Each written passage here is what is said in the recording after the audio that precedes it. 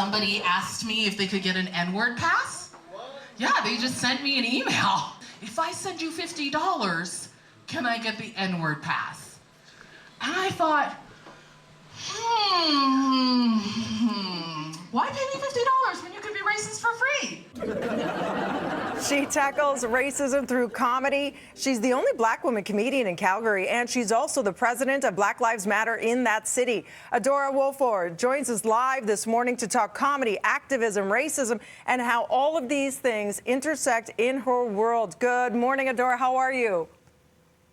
Good morning. I'm fantastic. It's a beautiful day in Calgary. Nice. I was just saying, you're a true Renaissance woman. So it's like mom, check, activist, model, a comedian. It's really incredible, and you're using your platform in such a unique way at this time. So we just saw a snippet of your comedy show. How is that reception going in this day and age with the Black Lives Matter movement and making people feel, we always hear about getting comfortable with feeling uncomfortable, but then using comedy to do that? The ultimate way to create tension and make people uncomfortable. Yeah. People are becoming more and more open to hearing me talk about my experiences with racism. Mm-hmm. So I always think that it's interesting that people are like, well, why do you assume that your audience is racist? And I'm like, I don't know them. I have no idea. But we usually find out by the end of my set who they think is racist, and it's usually me.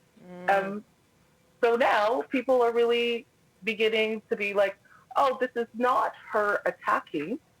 This is just her talking about her crappy experiences with racism, because I don't know any good experiences with racism that BIPOC people are having.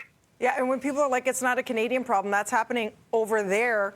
You talk about your experiences. I've been watching many interviews, preparing for the interview today. You have dealt with it firsthand on more than one occasion, one involving your child. Oh, yeah.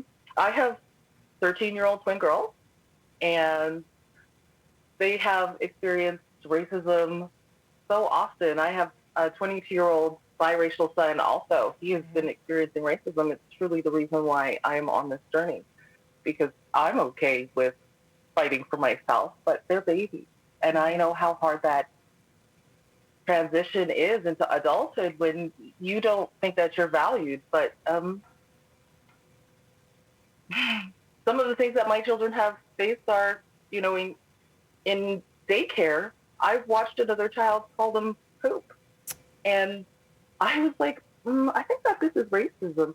And by the end of the week, my children were kicked out of the daycare. Oh my gosh. So we were scrambling. We left the school that we were in last year because of racism. And, the principal said to me that he thought it was a gardening tool. And I said, if you don't know what that word means and you don't know how it affects Black women differently, then I don't know if you have the skills to be in this position. He was not happy with me, and that's okay. Because it has to be said. It has to be said, and only in talking about it will people finally learn, and can there be, growth and healing. And I know as an activist, you said, you stand a proud 6'1". I'm a fellow tall girl, 5'10", and you said you use your height to your advantage. Talk to us about that. Yeah, I also wear heels. Yeah. So very often I show up 6'5". If I wear the big hair, I could be 7 feet tall.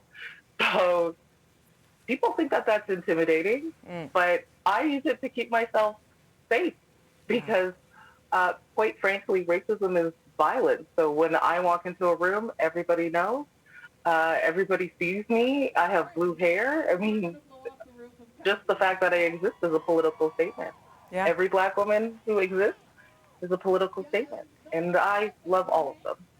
And this Monday on City TV, we're airing an original documentary. It'll premiere this Monday, and it's called In Their Own Words.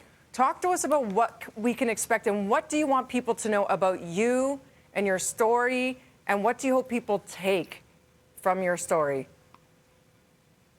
Well, what people can expect is me being bold, saying the things that might seem difficult but are definitely necessary, and to laugh and to feel something. I really like to be impactful, engaging, and be funny. Those are the three things I try to do every time I speak.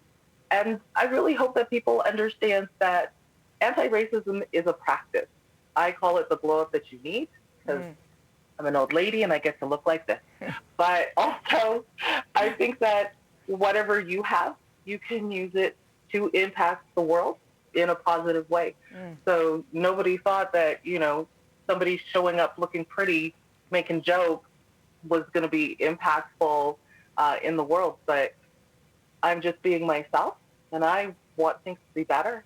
So whatever you've got, put it out there in the world. I didn't think that I was going to be a comedian, but apparently sometimes I'm funny. You are breaking down barriers one joke at a time. Who knew? Like you said, using art to truly break through. I think it's incredible. Love to you and your family, Adora. For more information, check it out, friends. The documentary, again, is called In Their Own Words. Go to citytv.ca for more information. Love to you, Adora. Thank you. Thanks, Claire. Good to see you.